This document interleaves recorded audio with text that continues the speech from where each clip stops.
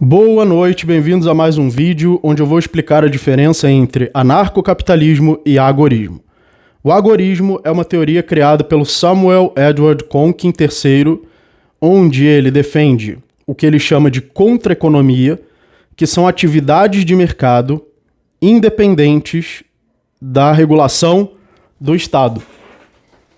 Ou seja, ele acredita que o Estado é errado, que empresas ligadas ao Estado são erradas, e que as empresas deveriam se afastar da regulação estatal e se tornar imunes à regulação estatal, fazer mercado que ele chama de mercado cinza ou mercado negro, que eu já vou chegar nessa parte dos diferentes tipos de mercado no agorismo. Já o anarcocapitalismo é uma teoria criada pelo Murray Rothbard, onde ele defende um sistema de livre mercado, mas também anárquico, onde não existe Estado.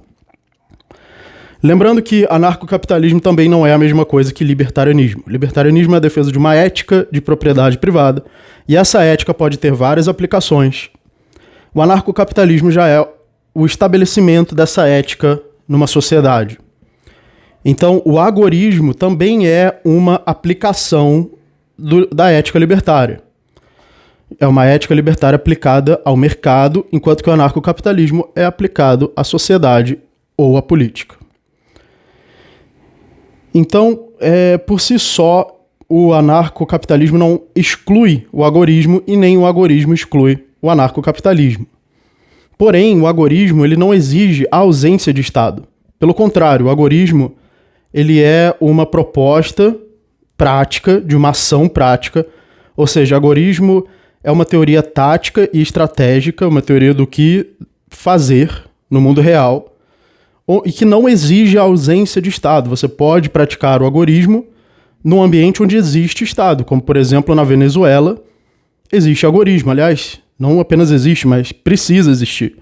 Porque, por exemplo, na Venezuela existe congelamento de preços, existe controle do que mercados podem vender ou não podem, e inclusive devem. A ditadura venezuelana já até obrigou mercados a venderem à força, já que eles não queriam vender no prejuízo por causa do congelamento de preços da ditadura do Nicolás Maduro.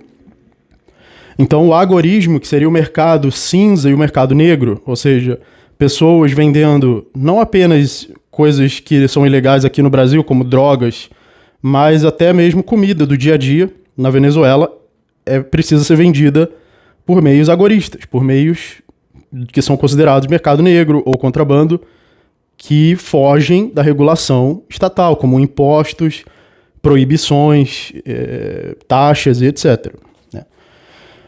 Então, o agorismo é a defesa de um mercado que seja imune, idealmente imune ao Estado. Ele não precisa fazer nada com o Estado. Ele não precisa afetar o Estado. A ideia do agorismo não é que o mercado afete o Estado, mas sim que ele não seja afetado pelo Estado.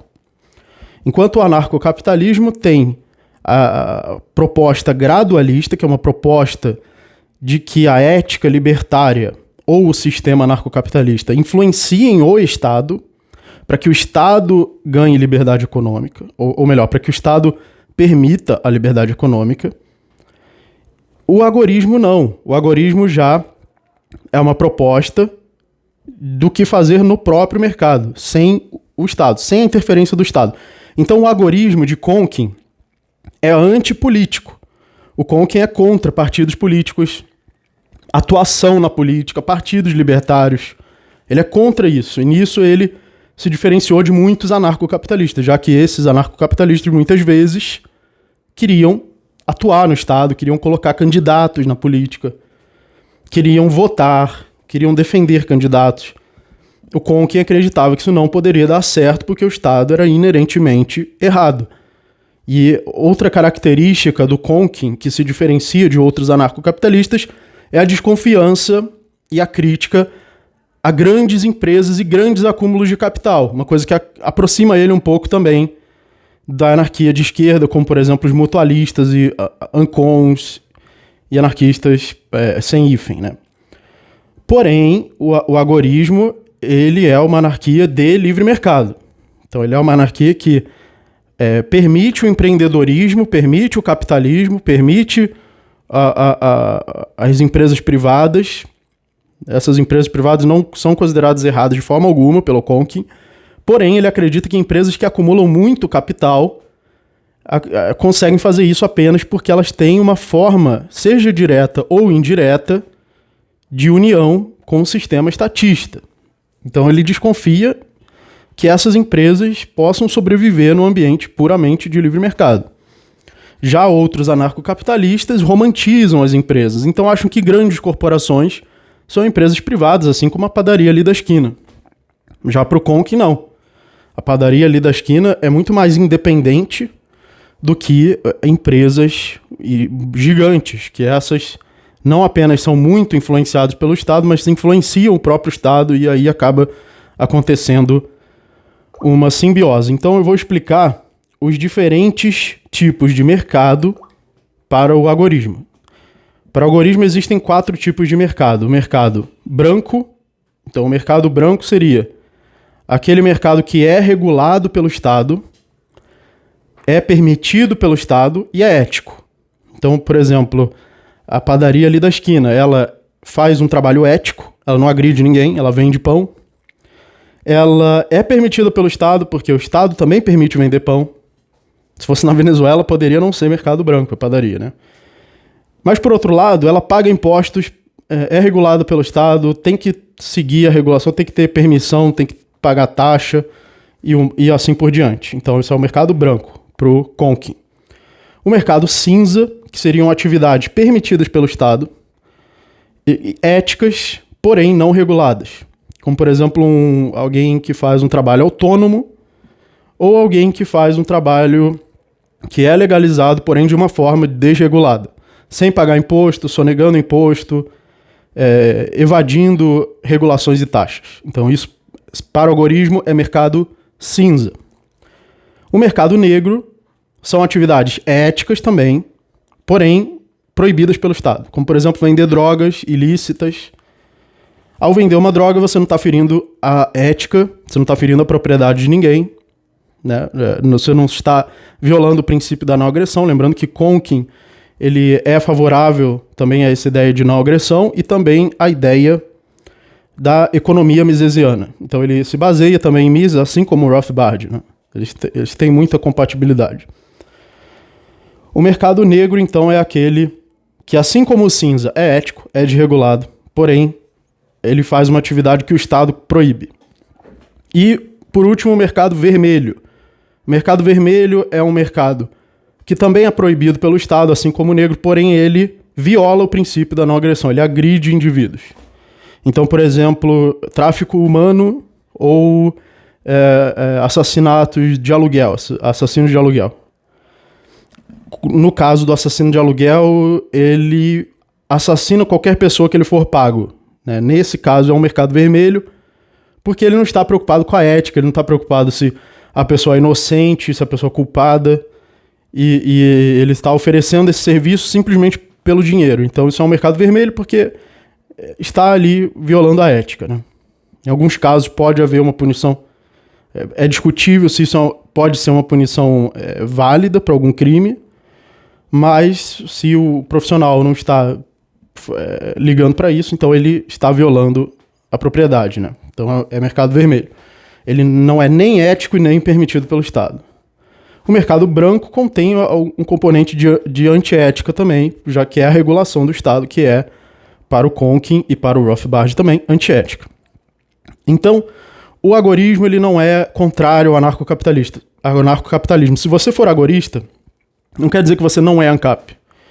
Pelo contrário, ele é uma aplicação prática da ética libertária, mas você também pode ser agorista sem seguir a ética libertária. Assim como você pode ser anarcocapitalista sem seguir a ética libertária.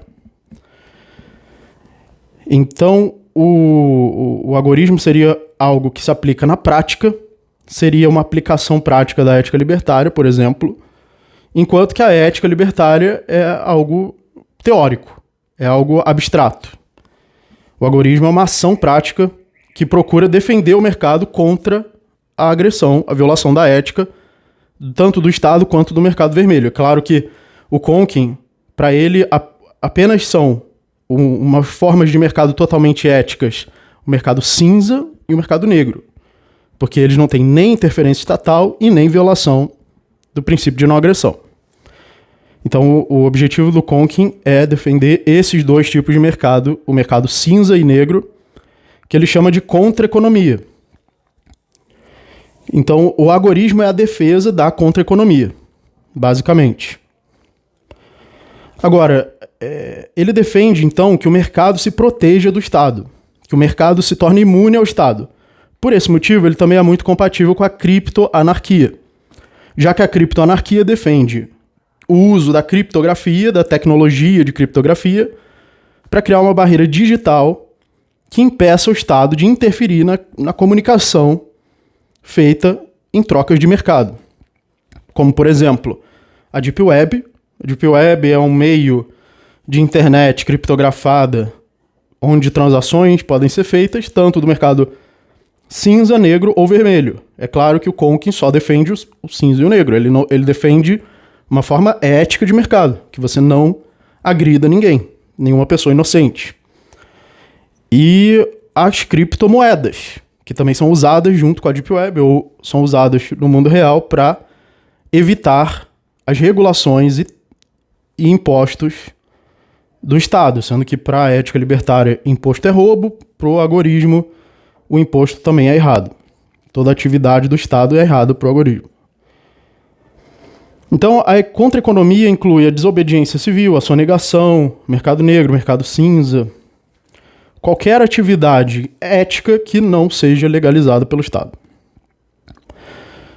Ele divide o mercado em 4 tipos, portanto, ele é uma ação prática, né, uma aplicação prática da ética libertária, que, porém, também pode ser defendido fora da ética libertária, só com o princípio da não agressão, ou com uma versão utilitarista, por exemplo. Você pode ser um seguidor de David Friedman, que defende o anarcocapitalismo por um motivo utilitarista, e defender também o agorismo por um motivo utilitarista, né? Mas a maioria, pelo menos aqui no Brasil, dos libertários e agoristas defendem a ética. Enquanto que a criptoanarquia seria uma ferramenta técnica que levaria até o agorismo, né? A criptoanarquia diz o seguinte: enquanto a gente não tiver a tecnologia da criptografia protegendo as nossas transmissões de informação, inclusive a informação de trocas de mercado e moeda, a gente não vai estar realmente imune à interferência que o Estado tem sobre o mercado, já que o Estado é o monopólio da força, ele tem a força física e material do monopólio da força e das armas, e o mercado, sendo físico e material, ele vai estar sempre imune à interferência do Estado. A criptoanarquia traz um componente digital, traz uma proteção digital pela criptografia digital. Essa criptografia digital pode tornar o mercado imune ao Estado, independentemente do monopólio da força física e material, já que a criptografia digital ela vai além do alcance da matéria das armas, né? Então a criptoanarquia é a defesa de um certo método de se alcançar o agorismo. E o agorismo é uma certa ideia prática e tática aplicada ao mercado, não de se alcançar o anarcocapitalismo, mas se defender a ética dentro do mercado, tá? É uma defesa da ética dentro do mercado. Então, da mesma forma que o agorismo é uma aplicação da ética no mercado, o anarcocapitalismo é uma aplicação da ética na sociedade como um todo. Só que o agorismo, ele não depende da sociedade como um todo. Ele é algo que você pode praticar. Então, por exemplo, eu posso praticar o agorismo, você pode praticar o agorismo, mesmo com a existência do Estado. É a mesma coisa que dizer, eu posso colocar um casaco de pele um casaco que vai me proteger do frio, mesmo no meio da neve, mesmo no meio do frio. Então você não precisa acabar com todo o Estado para que as suas atividades estejam protegidas. O agorismo é uma questão de proteção de cada troca de mercado. Enquanto que o anarcocapitalismo é algo que se aplicaria na sociedade como um todo. E aí já envolve cultura. Como é que você vai mudar a cultura inteira, né? Então o agorista pode pensar assim, eu não quero mudar a cultura inteira, eu só quero proteger minhas trocas voluntárias. Eu quero poder proteger a minha propriedade, as minhas trocas voluntárias e ter meios de fazer isso. Então você vai usar o agorismo e a criptoanarquia. Você não vai precisar apelar ao anarcocapitalista. Você pode nem se considerar anarcocapitalista. Talvez até por esse motivo. Para que me preocupar com tudo, com a mudança da sociedade como um todo, né? Você pode usar ética, uma aplicação dessa ética e uma técnica que garanta essa aplicação, que é a criptoanarquia. Agora, no sentido do anarcocapitalismo como um todo, a gente pode até falar de barreiras biológicas do ser humano, como, por exemplo, os instintos e vieses humanos, que eu tentei até trazer na minha live com o Wellington Zangari, falando sobre psicologia humana, que leva o ser humano a acreditar em ilusionismo, e para nós, os libertários, a gente incluiria o Estado como uma forma de ilusionismo, né? O fato de que todas as pessoas acreditam no Estado seria para nós uma forma de ilusionismo. É claro que eu estou falando de mim, né? Não estou incluindo a opinião dele nisso. Então, se existem barreiras biológicas para o anarcocapitalismo, ou seja, para a implementação social da ética, essas barreiras vão precisar de mudanças biológicas. E aí, a versão que é equivalente à criptoanarquia para isso seria o anarco-transhumanismo. Ou seja, o uso da tecnologia integrada ao ser humano para causar mudanças nos instintos humanos que não acompanharam a evolução da civilização, já que instintos demoram milhões de anos para evoluir e a civilização evolui, hoje em dia ela evolui em décadas. Passa uma década e o mundo já mudou. A gente chegou nessa velocidade já da evolução da civilização. Então, como os instintos não têm tempo de evoluir naturalmente, pela seleção natural biológica, a gente precisa da tecnologia mudando esses instintos e, por isso, uma defesa do anarco-transhumanismo, ou seja, reconhecimento de que a biologia humana não é adaptada para o nível de evolução da civilização que a gente tem e, por isso, a gente precisa da tecnologia integrada ao ser humano. Então, se a criptoanarquia é uma ferramenta técnica para o agorismo, o anarco-transhumanismo pode ser uma ferramenta técnica para o anarcocapitalismo. Claro que não a única, existem muitas outras. Existe o gradualismo, que é a tentativa de diminuir o Estado. Aí você já tenta aplicar a ética ao Estado, né? Aí já é outra coisa. E tem muitos libertários que não acreditam que isso vai funcionar, como, por exemplo, o Conkin, que é antipolítico, né? Então, criptoanarquistas e agoristas podem ser antigradualistas e antipolíticos, por não acreditar que o mecanismo da política vai conseguir integrar a ética dentro dele. E ele vai acabar corrompendo tudo e é o que a gente vê na prática, né? Tudo que entra na política se corrompe. Então, essas são muitas diferenças entre as ideias de anarcocapitalismo, agorismo, criptoanarquia, libertarianismo, anarcotranshumanismo, gradualismo, etc. Então, eu vou entrar mais em detalhes sobre cada uma delas em outros vídeos. Alguns desses vídeos vão ser colocados na seção exclusiva para membros do canal. Então, se você quiser os vídeos mais aprofundados, as aulas de escola austríaca, praxeologia misesiana, que é usado também pelo Conkin, ética libertária, agorismo e essas outras vertentes aí, aplicações do libertarianismo, de uma forma mais detalhada, torne-se membro do canal para você ter acesso a esses vídeos exclusivos, mais aprofundados e ajudar o canal também a crescer. Muito obrigado e até a próxima.